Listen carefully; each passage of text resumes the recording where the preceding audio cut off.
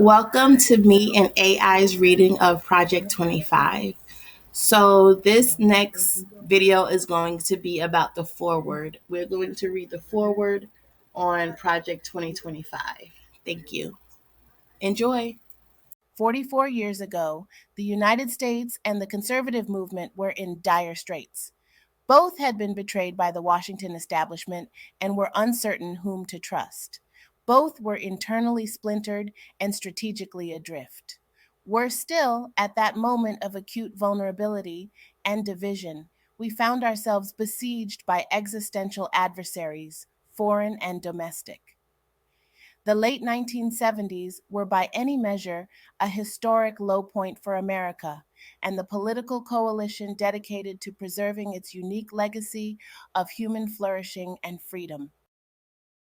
Today, America and the conservative movement are enduring an era of division and danger akin to the late 1970s. Now, as then, our political class has been discredited by wholesale dishonesty and corruption. Look at America under the ruling and cultural elite today. Inflation is ravaging family budgets. Drug overdose deaths continue to escalate, and children suffer the toxic normalization of transgenderism with drag queens and pornography invading their school libraries. Overseas, a totalitarian communist dictatorship in Beijing is engaged in a strategic, cultural, and economic Cold War against America's interests, values, and people, all while globalist elites in Washington awaken only slowly to that growing threat. Moreover, low income communities are drowning in addiction and government dependence. Contemporary elites have even repurposed the worst ingredients of 1970s radical chic to build the totalitarian cult known today as the Great Awakening. And now, as then, the Republican Party seems to have little understanding about what to do. Most alarming of all, the very moral foundations of our society are in peril. Yet, students of history will note that notwithstanding all those challenges, the late 1970s proved to be the moment when the political right unified itself and the country and led the United States to historic political, economic, and global victories.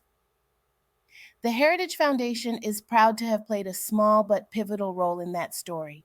It was in early 1979, amid stagflation, gas lines, and the Red Army's invasion of Afghanistan, the nadir of Jimmy Carter's days of malaise, that Heritage launched the Mandate for Leadership project. We brought together hundreds of conservative scholars and academics across the conservative movement. Together, this team created a 20-volume, 3,000-page governing handbook containing more than 2,000 conservative policies to reform the federal government and rescue the American people from Washington dysfunction. It was a promise from the conservative movement to the country, confident, specific, and clear. Mandate for Leadership was published in January 1981, the same month Ronald Reagan was sworn into his presidency.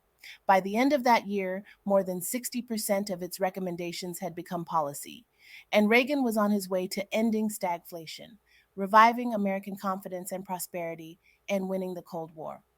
The bad news today is that our political establishment and cultural elite have once again driven America toward decline. The good news is that we know the way out, even though the challenges today are not what they were in the 1970s. Conservatives should be confident that we can rescue our kids, reclaim our culture, revive our economy, and defeat the anti American left, at home and abroad. We did it before and we'll do it again. As Ronald Reagan put it, freedom is a fragile thing and it's never more than one generation away from extinction. It is not ours by way of inheritance. It must be fought for and defended constantly by each generation. This is the duty history has put before us, and the standard by which our generation of conservatives will be judged, and we should not want it any other way. The legacy of Mandate for Leadership, and indeed of the entire Reagan Revolution, is that if conservatives want to save the country, we need a bold and courageous plan. this book is the first step in that plan. The Conservative Promise. This volume, The Conservative Promise, is the opening salvo of the 2025 Presidential Transition Project, launched by the Heritage Foundation and our many partners in April 2022. Its 30 chapters lay out hundreds of clear and concrete policy recommendations for White House offices, cabinet departments, Congress, and agencies, commissions, and boards. Just as important as the scope of the Conservative Promise's recommendations is the breadth of its authorship.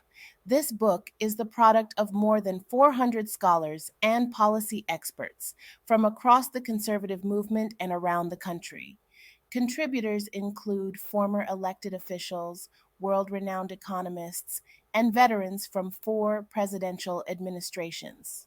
This is an agenda prepared by and for conservatives who will be ready on day one of the next administration to save our country from the brink of disaster. The Heritage Foundation is once again facilitating this work. But as our dozens of partners and hundreds of authors will attest, this book is the work of the entire conservative movement. As such, the authors express consensus recommendations already forged, especially along 4 broad fronts that will decide America's future. 1.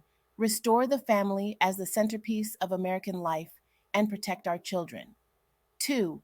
Dismantle the administrative state and return self governance to the American people.